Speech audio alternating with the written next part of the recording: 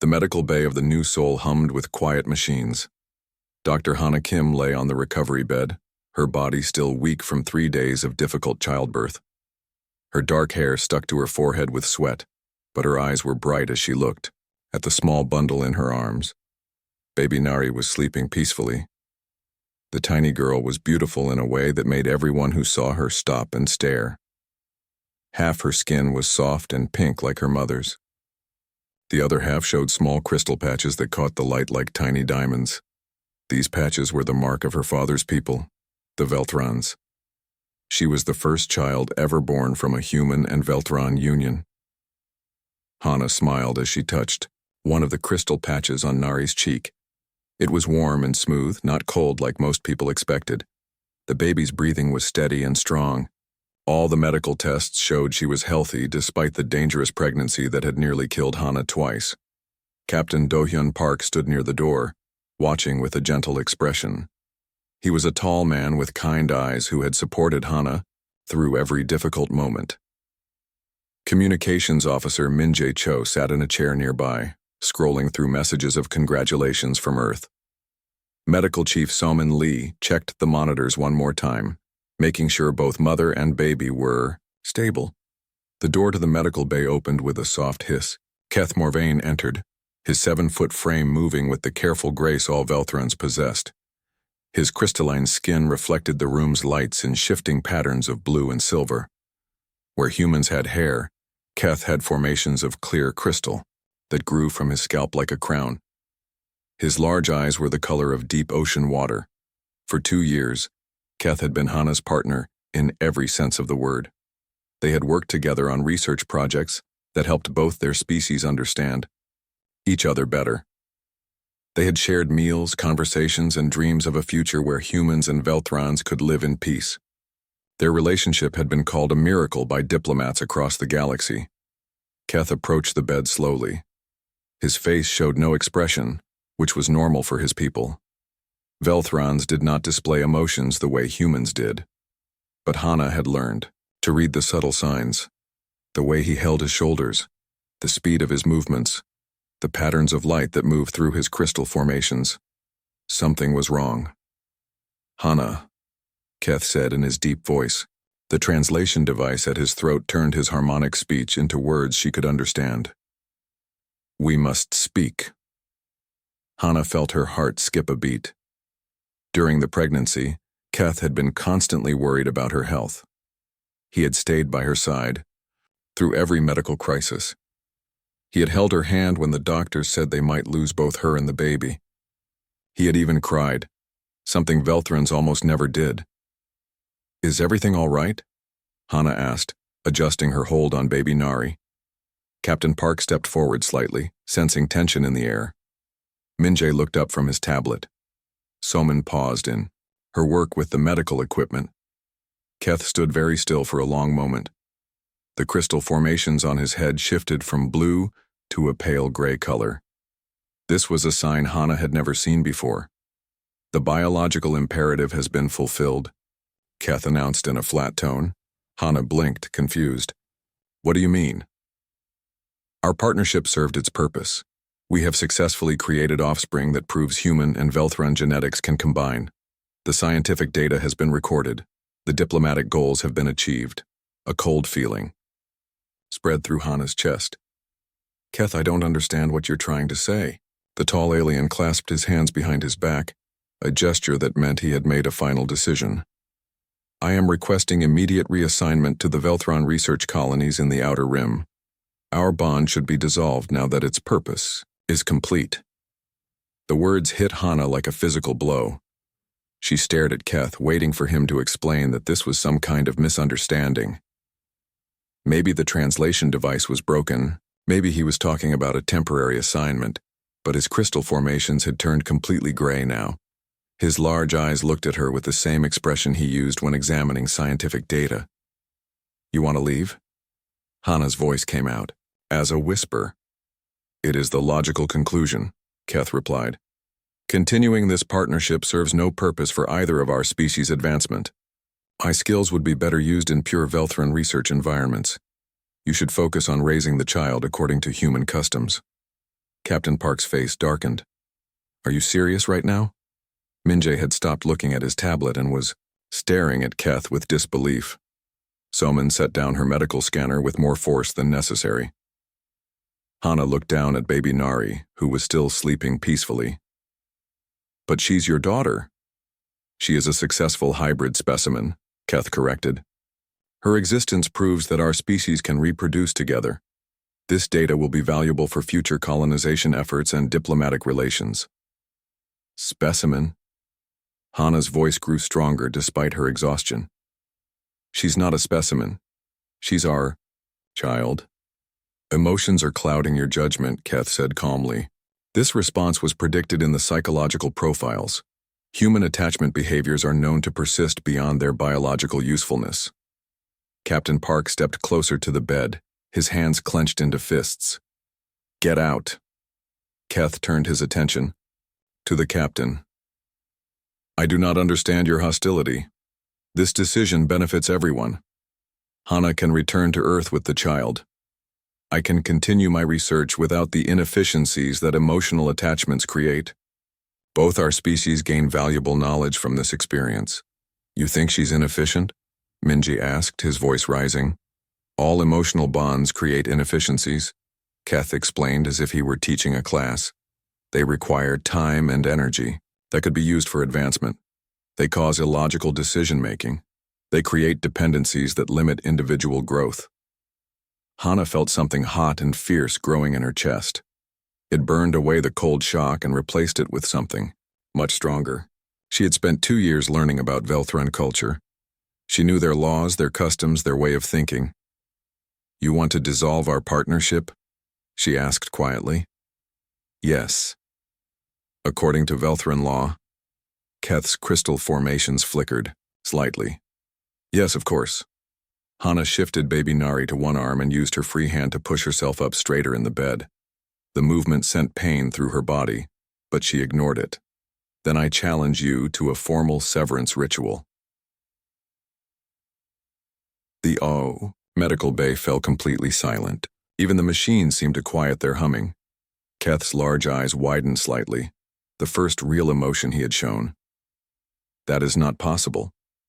Why not? Hana asked. I've studied your laws. Any partnership dissolution must be mutually agreed upon, or it must be proven through ritual combat or formal debate that the dissolving party provides greater value to their species than the partnership itself. You are not Velthran, Keth said slowly. But our partnership was recognized under Velthran law when we bonded, Hana replied. That means I have the same rights as any Velthran partner, including the right to demand proof that you're worth more to your people alone than we are together. Captain Park smiled grimly. She's got you there. Keth's crystal formations shifted through several colors rapidly, a sign of intense mental activity. Velthrans were bound by their laws absolutely. They could not break them or find ways around them. It was part of what made them excellent diplomats and researchers. The ritual would require significant time and resources, Keth said finally. I have plenty of time, Hana said, looking down at baby Nari. And I think this is worth the resources, don't you? For the first time since entering the medical bay, Keth seemed uncertain. You cannot win such a challenge. Maybe not, Hana agreed, but I'm going to try. Because unlike you, I don't think our daughter is just a specimen. I think she's worth fighting for. The crystal formations on Keth's head had turned a deep purple color that Hana had never seen before. She wasn't sure what it meant, but she suspected he hadn't expected this response. I will need to consult with Velthran legal experts, he said, stiffly. You do that, Hana replied. Take all the time you need. We'll be here. As Keth turned to leave the medical bay, his movements were less graceful than usual. At the door he paused and looked back at Hana and the baby. This will not change the outcome, he said. We'll see, Hana answered. After Keth left, Captain Park sat down heavily in a chair. Did that really just happen? A Velthran just tried to abandon his newborn daughter, Minji said angrily. And Hana just challenged him to prove he's worth more than his own family. Soman checked Hana's medical readings. Your heart rate and Blood pressure are elevated. You need to stay calm. I am calm, Hana said, though her hands were shaking slightly. I'm also right, and I'm going to prove it. She looked down at baby Nari, who had opened her eyes and was looking up at her mother with a curious expression. The tiny girl's eyes were the same ocean blue color as her father's, but they held a warmth that was purely human. Don't worry, little one, Hana whispered. Your mama is going to show the entire galaxy what it means to fight for family. The news of Hana's challenge spread through the new soul like fire through dry grass. Within hours, every crew member knew what had happened in the medical bay. The reactions were swift and fierce. Chief Engineer Taehyun Seo was the first to visit Hana after hearing the news. He was a quiet man who rarely spoke unless his engines needed attention, but when he entered the medical bay, his face was red with anger.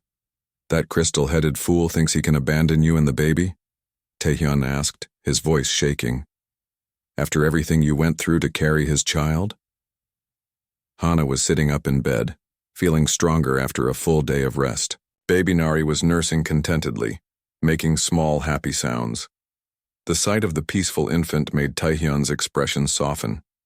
He thinks it's logical, Hana explained. To him, Nari was just a scientific experiment that succeeded. Experiment? Taehyun's anger returned. She's a person, a beautiful little person who deserves both her parents. Security Chief Jiwon Lim arrived next, carrying a tablet full of information. She was a small woman with sharp eyes and a mind that could solve any problem. She had spent the night researching Velthran law. I've been reading everything I can find about these severance rituals, Jiwon announced. The good news is that you have every right to challenge him. The bad news is that no non-Velthran has ever attempted one. What exactly does the ritual involve? Captain Park asked. He had barely left the medical bay since yesterday, coordinating with Earth Command about the situation. Jiwon pulled up files on her tablet. It's like a formal debate, but much more intense. Both parties must prove their value to their respective species. They have to show past achievements, current contributions, and future potential. Then a panel of judges decides who provides more benefit to the galaxy. Sounds simple enough, Min-jae said. He was updating his communications logs, preparing reports for the diplomatic channels. It's not simple at all, Ji-won continued. The presentations can last for days. Every detail of your life gets examined. Every decision you've ever made gets judged. And the Velthrons are incredibly good at these things. They prepare for months, sometimes years. Hana shifted Nari to her shoulder and began gently patting the baby's back. How long do I have to prepare? The ritual must take place within 30 standard days of the challenge, Jiwon read from her tablet. But here's the interesting part. Since you're human, you can request it be held at a neutral location with mixed species judges. That might help, Captain Park mused. Velthron judges would automatically favor their own species. Medical Chief Soman checked Hana's recovery progress. You'll be physically ready to travel within a week. But are you mentally prepared for this? These rituals can be brutal.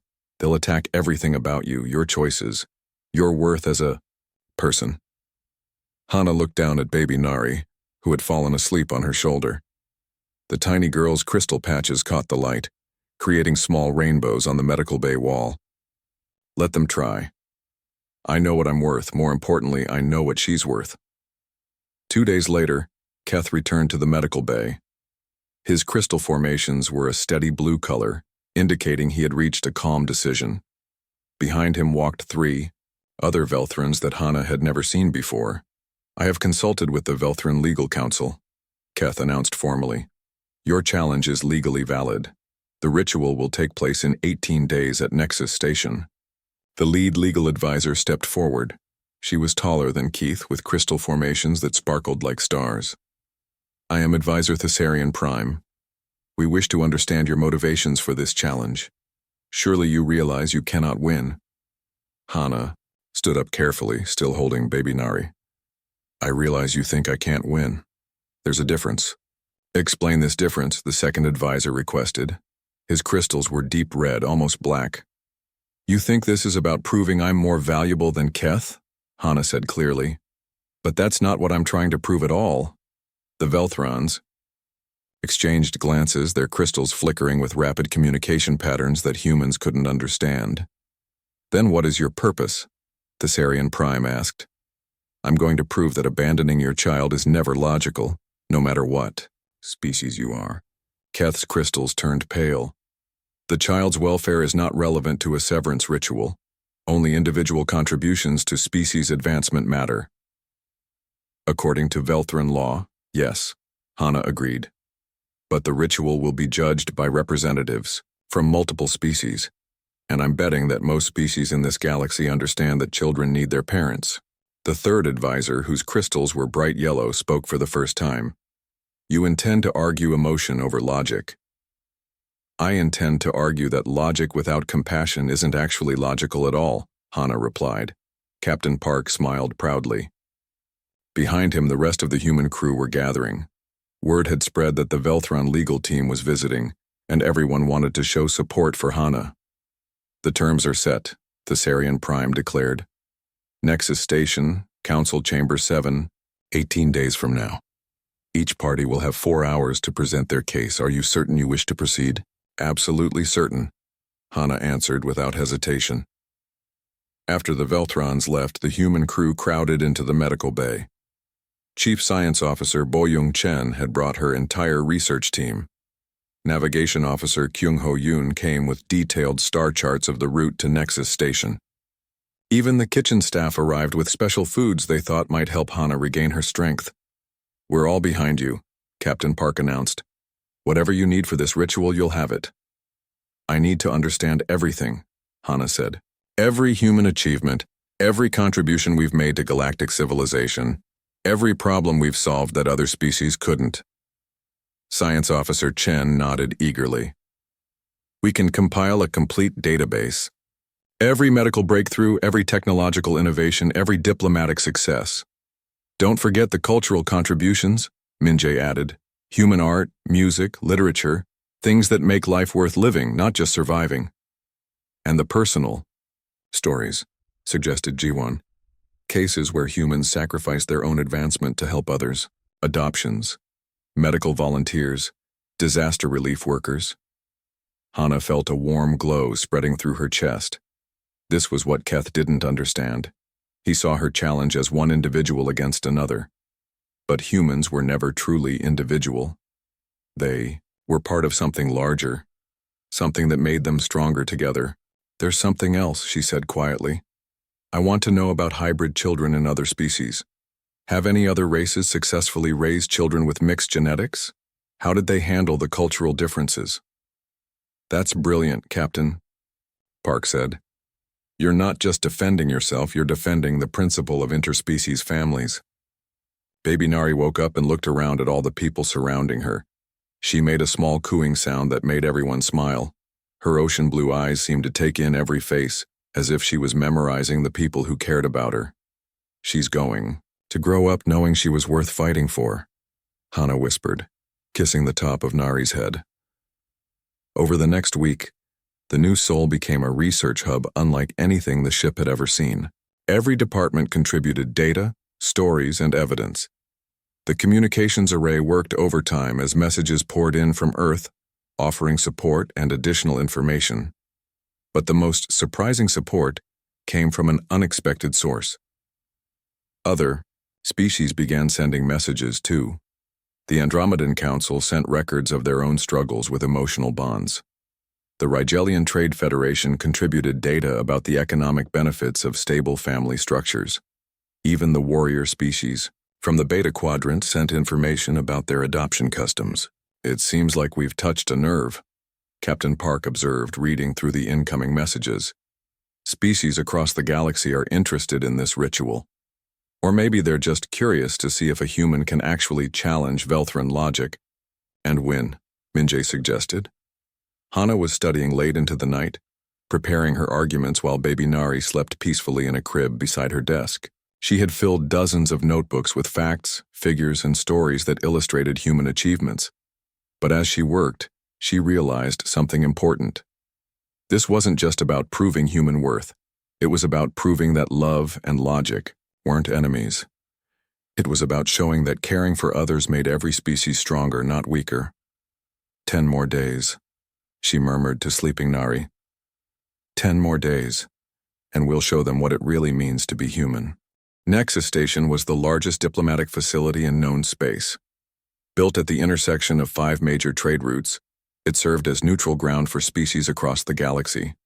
The station could house over 50,000 beings from hundreds of different worlds. Hana had never seen so many different life forms in one place. As she walked through the main corridor carrying baby Nari, she passed crystalline beings like Keth, gaseous entities floating in containment suits, insectoid, creatures with multiple arms, and reptilian species with scales that changed colors as they moved. All of them were staring at her. "I didn't expect this much attention," Hana admitted to Captain Park, who was walking beside her with a protective expression. "The story has spread faster than we anticipated," Captain Park replied, checking his communication device. "News networks from 12 different sectors are covering this. Some species are calling it the trial of the century." Communications officer Minjae was documenting everything with his recording equipment. "The betting pools alone are generating massive interest. Most odds favor Keth, but there's surprising support for Hana among some species." They reached their assigned quarters in the human diplomatic section. The rooms were spacious and comfortable, designed to accommodate various species' needs. Baby Nari seemed fascinated by the different lighting systems, her crystal patches reflecting the colors in beautiful patterns. Within hours of their arrival, the visitors began coming. The first was Ambassador Thesic from the Andromedan Council. She was a tall, graceful being with silver skin and large black eyes that seemed to see everything. Her translator rendered her melodic speech into careful human words. "Dr. Kim, I wanted to meet the human who has challenged Velthran logic itself," Ambassador Thesic said, settling into a chair designed for her species. "My people are very interested in the outcome of your ritual." "Why is that?" Hana asked, gently rocking Nari, who was getting fussy. "Because we face similar issues," the ambassador admitted. "In Andromedan society, partnerships are formed for practical purposes: reproduction, resource sharing, social advancement. But some of us have begun to wonder if there might be value in what humans call emotional bonds." This surprised Hana. The Andromedans were known for their advanced technology and logical thinking, almost as much as the Velthrans. "What made you start wondering?" Hana asked. Ambassador Thesic's large eyes focused on baby Nari. "We have been studying human colonies for the past decade. We noticed something interesting. Human settlements consistently outperform predictions for survival and growth. At first, we thought it was due to your adaptability or technology, but deeper research revealed something else." "What did you find?" "Human families stay together during crises. Parents sacrifice resources for children. Communities support families in need. These behaviors should create weakness according to mathematical models. Instead, they create resilience." Captain Park leaned forward with interest. "You're saying that our emotional bonds make us stronger in practical ways?" "Precisely," Ambassador Thesic confirmed. "An Andromedan colony facing food shortages would ration logically, ensuring the most productive individuals survive. A human colony in the same situation shares food, even if it means everyone is hungry. Logic says the human approach should fail. Reality shows it succeeds more often." After the ambassador left, more visitors arrived throughout the day. Representative Korthak from the Rigelian Trade Federation wanted to understand human economic behaviors. Commander Vex from the Tau Ceti Defense Fleet asked about human military unit cohesion. Each visitor seemed to have questions about how human emotional bonds affected practical outcomes. The most surprising visitor was Elder Meistrel from the ancient Ethereal Collective. The Ethereals were energy beings who rarely interacted with physical species. Elder Mistral appeared as a shifting pattern of light and color, requiring a special communication array to translate thoughts into words. "Young human," Elder Mistral's translated voice resonated through the room. "Your challenge has created ripples across dimensions of thought we had not considered in millennia." Hana was honored by the visit. The Ethereals were considered the wisest species in the galaxy, having evolved beyond physical forms eons ago. I'm just fighting for my daughter, Hana said simply. Yes, and that simplicity contains profound complexity, Elder Mistral replied. We ethereals abandoned emotional attachments long ago, believing them primitive and limiting. We focused purely on intellectual and spiritual advancement. Did it work? Captain Park asked respectfully. The patterns of light that formed Elder Mistral's essence shifted to darker colors. We became incredibly advanced. We can manipulate energy, traverse dimensions, exist as pure consciousness. But we also stopped growing in ways we did not expect. What do you mean? Creation requires passion. Innovation needs inspiration. Discovery demands curiosity born from caring about outcomes. We became so efficient at thinking that we forgot why thinking mattered. Baby Nari made a small sound and reached toward the light patterns. Elder Mistral's essence brightened, colors shifting to warmer tones. This small being represents something we lost, the Elder continued. She exists because two different species cared enough to risk everything for connection. Her very presence suggests possibilities we can no longer imagine. The next morning brought even more attention. The main concourse of Nexus Station was packed with representatives from species Hana had never heard of. News crews from dozens of networks set up broadcasting equipment. Security officers from multiple races worked together to maintain order. This is unprecedented, Station Commander Zyfex announced during a briefing with all the diplomatic representatives. The commander was a multi-tentacled being from the Outer Rim who had managed Nexus Station for 30 years. We have never seen this level of interest in a single legal proceeding. Hana sat in the front row with baby Nari, still overwhelmed by the scale of attention. Behind her, the human delegation had grown to include specialists from Earth, Mars, and several colonies. Beside her, Keth sat with his team of Velthron legal experts looking calm and confident. The ritual will be broadcast live to over 400 worlds, Commander Zyfex continued. We estimate that nearly 10 billion beings will be watching. Please remember that this proceeding represents the best of interspecies cooperation and legal tradition. After the briefing, Hana found herself surrounded by reporters from various species. Their questions came in a dozen different languages, all translated through universal communication devices. Dr. Kim, do you really believe you can defeat Velthran logic? Asked a reporter whose crystalline structure marked her as coming from the same region as Keth's people. I'm not trying to defeat logic, Hana replied carefully. I'm trying to show that true logic includes considering all factors, including emotional ones. What do you say to critics who claim this is just human sentimentality? Asked another reporter, this one from a species of floating gas clouds. Hana looked down at baby Nari, who was looking back at her with bright, curious eyes. I say that every species in this galaxy started as children who needed someone to care for them. If that's sentimentality, then sentimentality built civilization. A reptilian reporter pushed forward. The Velthron team claims they will prove that individual advancement always benefits species more than family bonds. How do you respond? I guess we'll find out tomorrow, Hana said with more confidence than she felt. That evening, alone in their quarters, Hana sat at her desk making final preparations.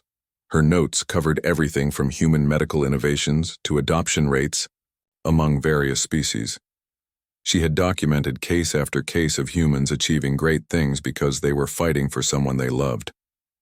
Captain Park knocked on her door and entered with a cup of tea. How are you feeling? Terrified, Hana admitted, but also determined. Every species representative I've talked to has mentioned problems in their society that sound familiar. Parents abandoning children, partners dissolving relationships for advancement, communities splitting apart when they should be working together. You think this is bigger than just your situation with Keth? Hana nodded, looking at baby Nari sleeping peacefully in her crib. I think maybe the galaxy has forgotten that taking care of each other isn't weakness. It's the foundation that makes everything else possible. Tomorrow the whole galaxy finds out if you're right, Captain Park said gently. Tomorrow, Hana agreed, we show them what it means to fight for family. The great assembly hall of Nexus Station had never hosted anything like this before. The enormous chamber could hold 10,000 beings, and every seat was filled. Representatives from hundreds of species sat in sections organized by their atmospheric and gravitational needs. Translation devices hummed constantly, converting thousands of different languages into understandable communication.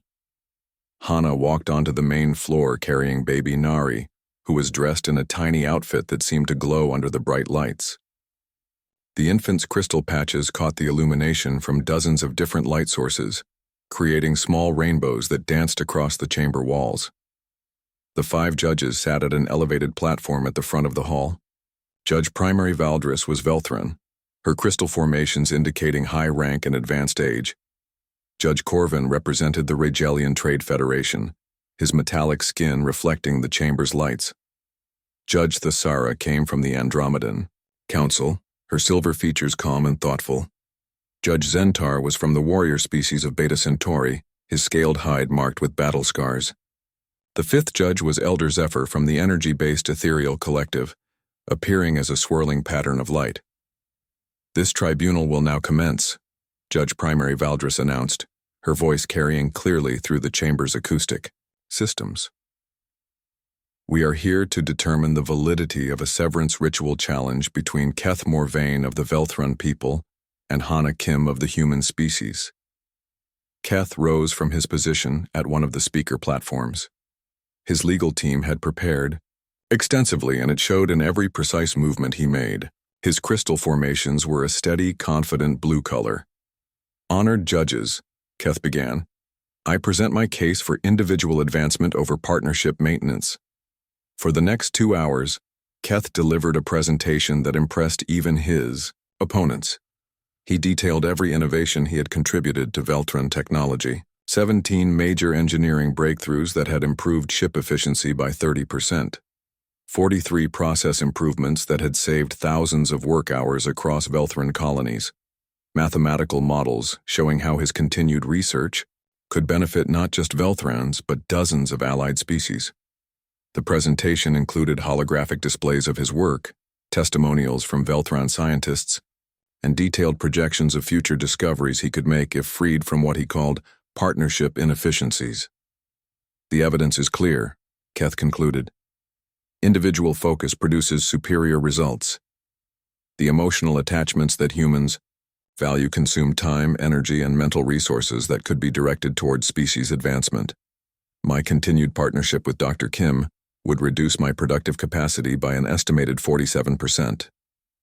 He gestured toward complex charts, showing productivity analyses. "The hybrid offspring has served its scientific purpose. Continued family structure serves no logical function and actively harms potential advancement." The audience was silent as Keth returned to his seat. His argument had been flawless from a purely logical standpoint. Several of the judges were nodding thoughtfully. Judge Primary Valdris turned toward Hana. "Dr. Kim, you may present your case." Hana stood slowly, adjusting baby Nari in her arms. The infant was awake and looking around with wide eyes, seemingly fascinated by all the different beings surrounding them. "Honored judges," Hana began, her voice clear and strong. "Before I talk about my achievements or my value to humanity, I want to ask a different question." She walked to the center of the speaking area, turning so that beings throughout the chamber could see her and baby Nari clearly. "What is the value of a species that abandons its children?" A ripple of surprised sounds went through the audience. This was not how severance rituals typically began. "Keth has presented impressive statistics about his individual achievements," Hana continued. "But I want to share some different statistics with you." Holographic displays activated around the chamber, showing data that Hana's team had compiled over the past weeks. These are the numbers for human advancement over the past 2 centuries since we joined the galactic community. Medical breakthroughs that have saved lives across dozens of species. Technological innovations that improved conditions on hundreds of worlds. Diplomatic solutions that prevented wars and established peaceful relations between hostile groups. Displays showed impressive achievements that matched or exceeded what Keth had presented. "But here's what makes these achievements different," Hana said, her voice growing stronger. Every single one of them was created by someone who was fighting for something they loved. New data appeared on the displays. Dr. Sarah Chen developed the universal vaccine that stopped the Rigelian plague because her adopted daughter was infected. Engineer Marcus Torres invented the atmospheric processors that saved dying worlds because his husband came from one of those worlds. Diplomat Jennifer Walsh established peace between the Centauri factions because she had friends on both sides who were dying in the war. The audience was listening intently now. Baby Nari made a small cooing sound that somehow carried clearly through the chamber's acoustic system. Keth says emotional attachments create inefficiency, Hannah continued. But human history shows the opposite. Our greatest achievements come from our strongest attachments. She walked closer to the judge's platform. Every species represented in this chamber today has children. Every species has some form of pair bonding or community structure. Every species has individuals who care for others. Why? Because caring for each other isn't inefficient. It's the foundation that makes everything else possible. Judge Corvin from the Rigelian Trade Federation leaned forward. Are you claiming that emotional bonds improve performance? I'm claiming that emotional bonds provide motivation for performance, Hannah replied. Keth's innovations are impressive, but they solve technical problems. Human innovations solve problems. Because we can't bear to watch others suffer. She gestured to new displays showing comparative data. Species that maintain strong family structures have lower rates of social collapse, higher rates of technological advancement, and better success in colonizing new worlds. Species that prioritize individual achievement over community bonds show opposite trends. The data was startling. Even some of the most logically oriented species showed better outcomes when they maintained emotional connections. But this isn't just about statistics, Hannah said, her voice becoming passionate. This is about what kind of galaxy we want to live in. She looked directly at Keth. You called our daughter a specimen. You said her existence proved that human Velthran reproduction was possible, and that was enough. But look at her.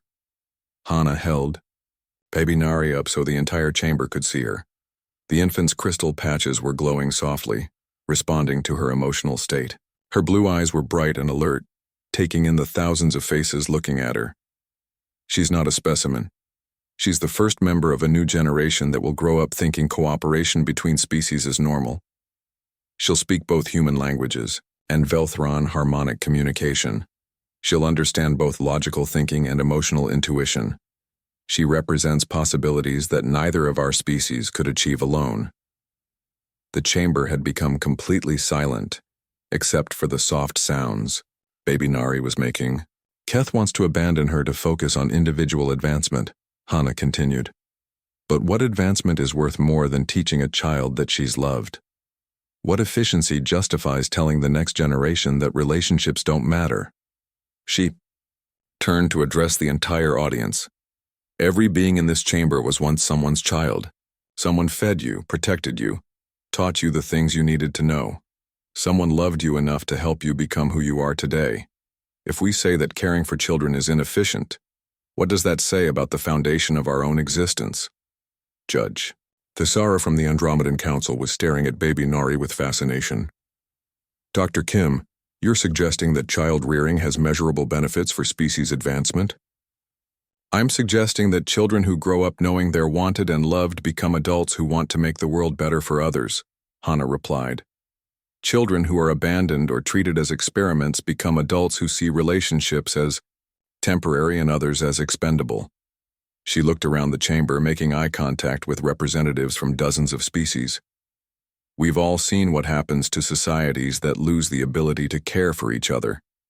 They become efficient, but they also become cold. They advance technologically, but they stop growing as people.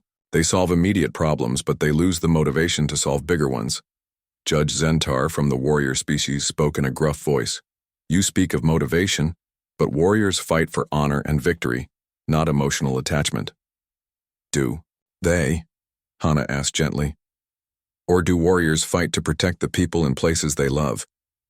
Even the fiercest battles are usually fought to defend home, family, or community. The scarred judge considered this, his expression thoughtful. I'm not here to prove that I'm more valuable than Keth, Hannah concluded.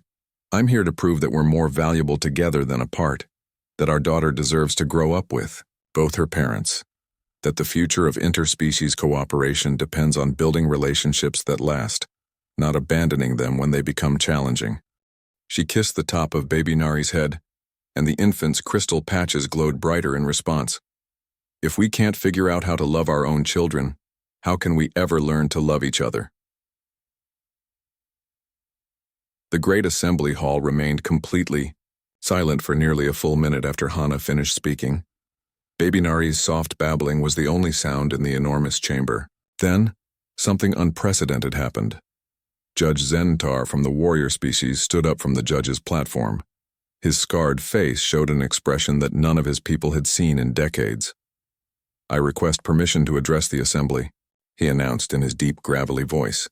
Judge Primary Valdris looked confused. This is highly irregular. Judges do not typically speak during presentations. These are not typical circumstances, Judge Zentar replied. What Dr. Kim has presented requires immediate discussion. Elder Zephyr's light pattern shifted to indicate agreement. The implications of this case extend far beyond the immediate participants. We should hear from all perspectives. Judge Primary Valdris hesitated, then nodded. Very well, you may speak.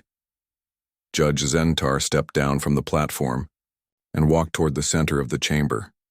His heavy footsteps echoed in the silence. I have been a warrior for 60 years, he began, his voice carrying to every corner of the hall. I have fought in 18 major conflicts. I have led armies, conquered worlds, and been decorated for strategic brilliance. The audience listened intently. The Beta Centauri were known as the fiercest fighters in the galaxy. For all those years, I believed I fought for honor, for victory, for the glory of my people.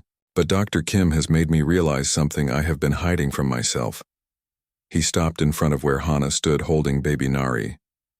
I have been fighting to protect my family. A wave of shocked murmurs went through the audience. Warriors from Beta Centauri were not supposed to admit to emotional motivations. My first battle was to defend my home village when raiders attacked. My most successful campaign was to secure resources for my people during a food shortage. My greatest victory was preventing an invasion that would have killed my children. Judge Zentar's voice grew stronger. I told myself these were strategic decisions based on military necessity, but the truth is I fought harder and smarter when I was protecting beings I loved. He turned to address the entire assembly. How many others here can say the same?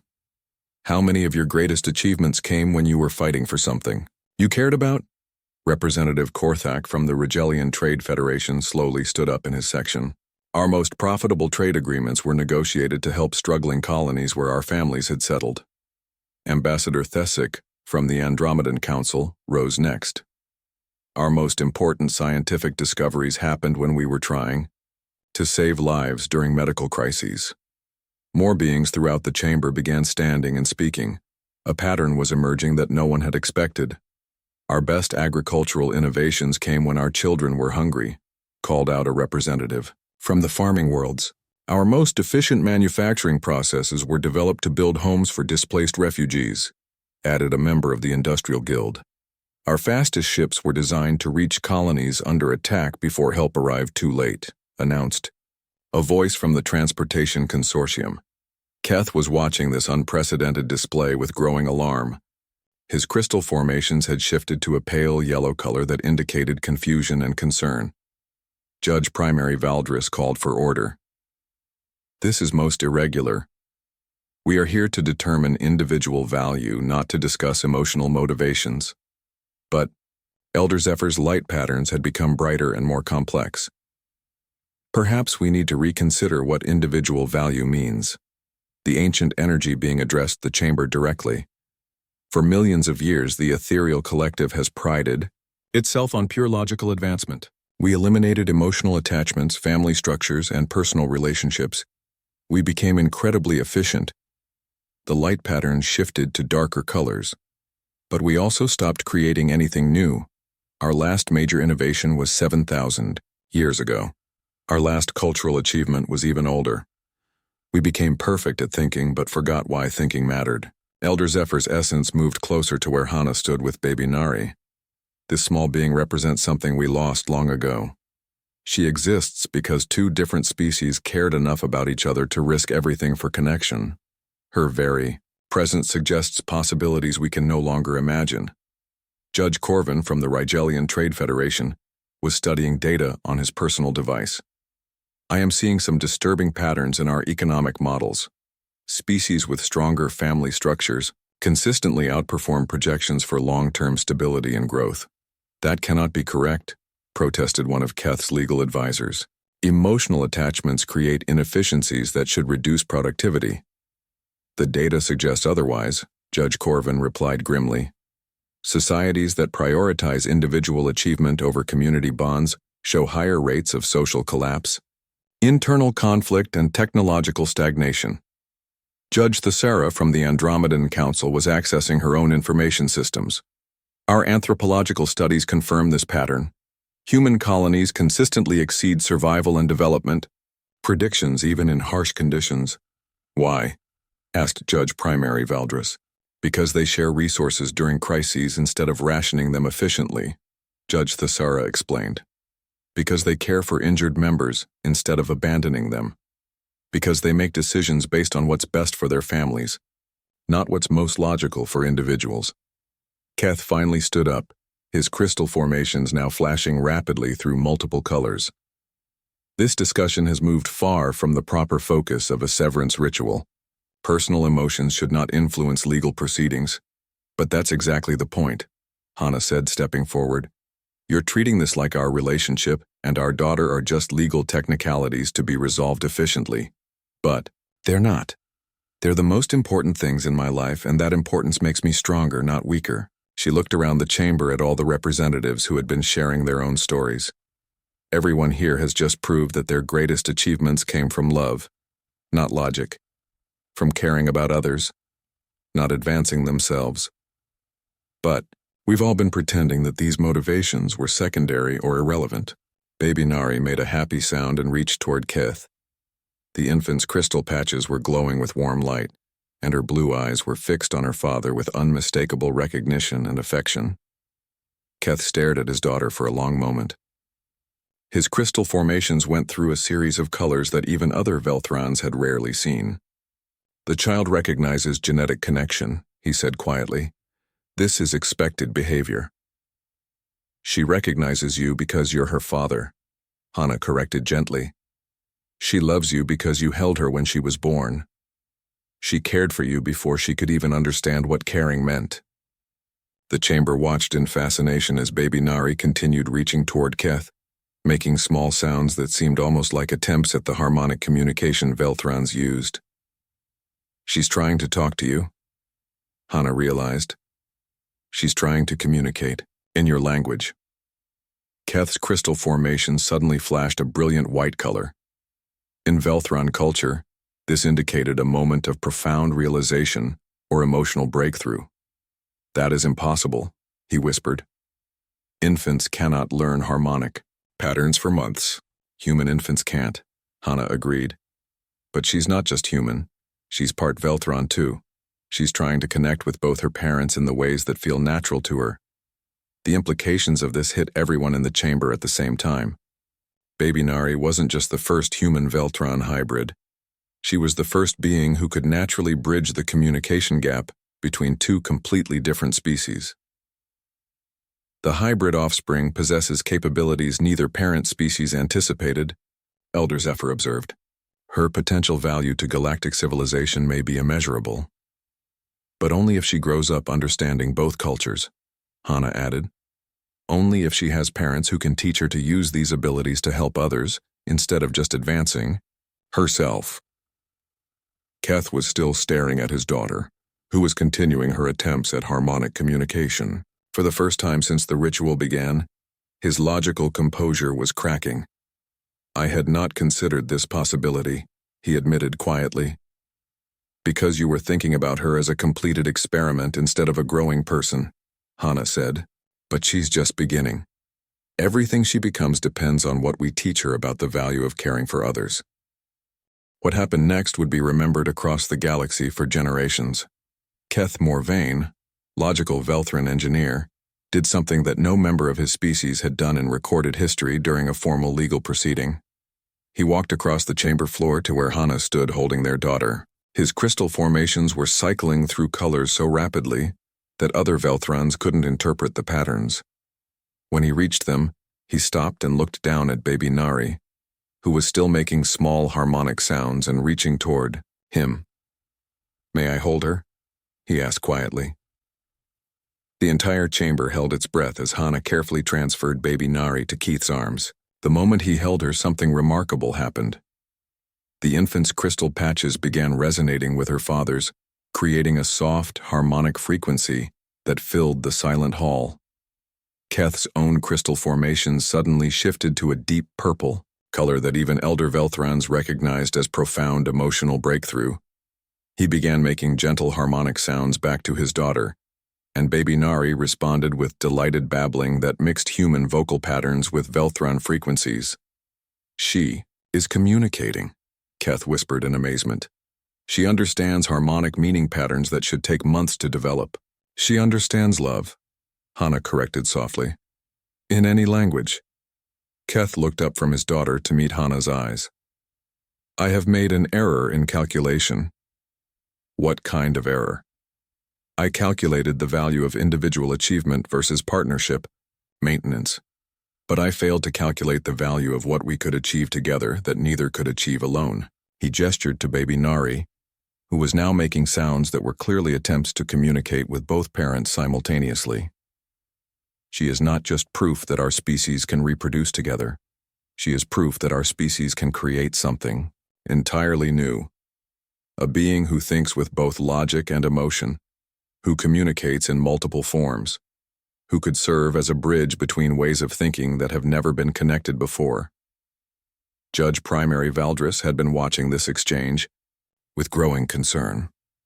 "Keth Morvain, are you withdrawing your severance request?" Keth was quiet for a long moment, still holding his daughter and looking at Hana. "I am stating that my original calculations were incomplete. I failed to account for variables that I did not recognize as relevant." "What variables?" the judge asked. "The variable of combined achievement exceeding individual potential," Keth replied. "The variable of offspring capabilities that require dual species parenting to develop properly. The variable of emotional motivation, creating superior outcomes compared to pure logical motivation." He paused, his crystal formations now showing a steady, warm blue color. "And the variable of personal fulfillment affecting performance in ways that cannot be measured, but are nonetheless real." The chamber erupted in shocked discussions. A Velthran had just admitted that emotions could improve logical thinking. But Keth wasn't finished. "I formally withdraw my severance request," he announced clearly. "Furthermore, I request that this proceeding be converted to a partnership reinforcement ritual, acknowledging that Dr. Kim and I achieve greater value together than apart." Judge Primary Valdris looked stunned. "There is no such thing as a partnership reinforcement ritual in Velthran law." "Then we are creating new law," Elder Zephyr interjected, the ancient being's light patterns now blazing with excitement. "This moment represents evolution in interspecies relationships. New circumstances require new legal frameworks." "I second this proposal," declared Judge Zentar from his position on the chamber floor. "The warrior codes of Beta Centauri recognize the creation of new battle tactics when old ones prove insufficient. This is the same principle applied to legal proceedings." Judge Corvin from the Rigelian Trade Federation was rapidly calculating on his device. "The economic implications alone justify new legal categories. Partnership units that demonstrate superior productivity should be encouraged, not dissolved." Judge Thesera nodded in agreement. "The anthropological evidence supports the creation of legal frameworks that strengthen successful interspecies bonds." As the judges debated the unprecedented legal situation, something even more remarkable was happening throughout the chamber. Representatives from dozens of species were having intense discussions about what they had witnessed. The Andromedan delegation was questioning whether their purely logical partnership systems needed revision. The Rigelian traders were reconsidering business relationships that prioritized efficiency over loyalty. Even warrior species were discussing whether emotional bonds made their units stronger in combat. Captain Park, who had been watching from the human section, stood up and addressed the chamber. With permission, I would like to share some information that might be relevant to these discussions. Judge Primary Valdris, still trying to process the legal revolution happening around her, nodded absently. Over the past weeks, as news of this trial spread, we've been contacted by species across the galaxy asking for advice about relationship problems, family structures, and community building, Captain Park announced. It seems that many civilizations are dealing with similar issues of individual advancement versus social bonds. Communications Officer Minjay activated holographic displays showing message logs from dozens of worlds. We've received over 10,000 requests for human consultation on family policies, adoption procedures, and community support systems. The scale of interest was staggering. Species that had never shown interest in human culture were suddenly asking for guidance on emotional relationships and child-rearing practices.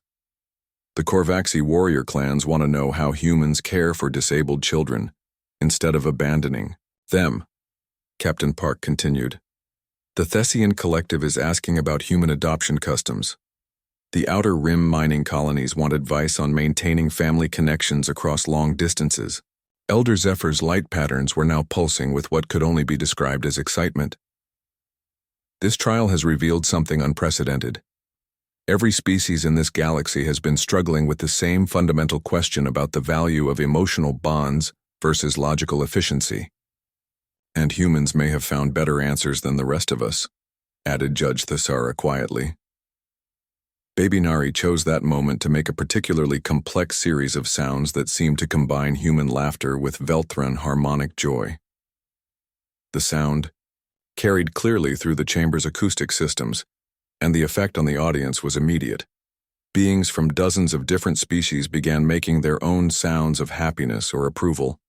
The chamber filled with a symphony of different forms of joy expression, all triggered by the simple delight of an infant who was loved by her parents. That is the sound of hope, Hannah realized, looking around at all the different beings who were responding to her daughter's happiness. She's already building bridges between species just by existing and being loved. Keth was studying their daughter with new understanding. Her potential is not just in her hybrid genetics. It is in her capacity to inspire emotional connections across species barriers. But only if she grows up believing that those connections are valuable, Hannah pointed out. If she grows up knowing that her parents chose to stay together, chose to work through difficulties, chose to build something lasting, the judges had reached their decision. Judge Primary Valdris stood to address the chamber. After unprecedented deliberation, this tribunal has reached several conclusions. First, the severance ritual is formally dismissed due to withdrawal of the request by the initiating party. She paused as cheers erupted from the human section, and approving sounds came from species throughout the chamber. Second, we hereby establish the legal precedent of partnership reinforcement rituals for cases where interspecies bonds demonstrate superior combined achievement compared to individual potential. This announcement created a buzz of discussion throughout the chamber as representatives realized the long-term implications. Third, we recommend that the Galactic Council establish a new department for interspecies family services to address the clearly widespread need for guidance on emotional bond maintenance across different species. Elder Zephyr's light patterns brightened. And fourth, we propose that this case be studied as a foundational example of how emotional intelligence can enhance logical decision-making rather than compromise it. Judge Zentar stepped forward one more time. I have one additional recommendation. I believe Dr. Kim and her family should be appointed as special ambassadors for interspecies relationship development. That's not necessary, Hannah began, but she was interrupted by voices throughout the chamber. The Andromedan Council seconds this appointment, called Ambassador Thesic. The Rigelian Trade Federation supports this proposal, added Representative Korthak. The Outer Rim colonies formally request their consultation services, announced a voice from the back of the chamber. Within minutes, nearly every species represented had voiced support for the appointment. Baby Nari, still in her father's arms, seemed to be enjoying all the attention, making happy sounds that continued to create positive responses throughout the diverse audience. It appears the appointment is unanimous, Judge Primary Valdris announced with something that might have been amusement. Dr. Kim, Keth Morvain, and their daughter Nari are hereby designated as the galaxy's first interspecies family ambassadors. The formal ceremony concluded, but the real impact was just beginning. As beings throughout the chamber began to leave, many stopped to speak with Hana and Keth. The conversations revealed just how profound the day's revelations had been. Commander Vex from the Tau Ceti Defense Fleet approached with his officers. Our military units perform better when soldiers care about their squad mates, he admitted. We always called it unit cohesion, but maybe we should call it what it is: love for each other. A group of scientists from the outer research stations asked for advice on maintaining relationships across long-distance assignments. Diplomatic Corps representatives wanted guidance on building trust between hostile species. Trade officials inquired about the economic benefits of loyalty-based business partnerships. But the most touching moment came when a young Veltran approached Keth hesitantly. Her crystal formations were the pale colors of adolescence. "Honored Engineer Morvain," she said in careful harmonic tones. "I watched the proceedings with my educational group. Is it truly acceptable for Velthrons to make decisions based on caring for others?" Keth looked down at baby Nari, who was sleeping peacefully in his arms after all the excitement. "It is not only acceptable," he replied gently. "It may be the most logical thing we can do." 6 months later, the changes that began in the Great Assembly Hall had rippled across the galaxy in ways no one had anticipated. The new Department of Interspecies Family Services was the fastest-growing organization in galactic government. Universities across dozens of worlds had established programs in emotional logic, studying how feelings and reasoning could work together. The Korvaxi warrior clans had implemented new policies protecting their young and disabled. The Andromedan Council had begun incorporating human-style emotional considerations into their decision-making processes. Even the ancient ethereal collective had started experimenting with reconnecting to feelings they had abandoned millennia ago. On the new Sol, now designated as the flagship for interspecies family services, Hana sat in the captain's ready room reviewing requests for consultation. There were hundreds of messages from across the galaxy. Baby Nari was now 6 months old and had grown into a remarkable child. She could communicate basic concepts in both human language and Velthran harmonics. More importantly, her presence seemed to make everyone around her more cooperative and understanding. Keth entered the room, carrying a data pad with their latest assignment. "We have been requested to mediate a family dispute on Rigel 7. 2 species who have been at war for decades want to arrange an interspecies marriage, but their families are opposed." "Sounds familiar," Hana said with a smile, reaching for their daughter. Nari made happy sounds and reached for both parents, her crystal patches glowing with contentment. "There is something else," Keth added, his crystal formations showing excitement. "The Galactic Council has approved funding for the first Interspecies Family Academy. Young beings from different species will learn together about building relationships across cultural boundaries. And they want Nari to be part of the first class when she's old enough? They want our entire family to help design the curriculum," Keth corrected. "They believe our experience proves that love and logic can work together to create better solutions than either can achieve alone." Hana looked out the view screen at the stars streaming by as the new Sol traveled toward their next assignment. Somewhere out there, billions of beings were learning new ways to care for each other, inspired by one human mother's refusal to let her family be torn apart. "Do you ever wonder what would have happened if you hadn't challenged me to that ritual?" Keth asked quietly. "I don't wonder," Hana replied, holding their daughter close. "I know exactly what would have happened. You would have spent your life solving technical problems very efficiently, and you would have missed the most important discovery of your career, which was that the most logical thing anyone can do is fight for the people they love. Baby Nari made a sound that was part human giggle, part Veltron harmonic of agreement. In that small sound, the future of interspecies cooperation across the galaxy was written. The echo of one mother's love had indeed changed the cosmos, and it was only the beginning.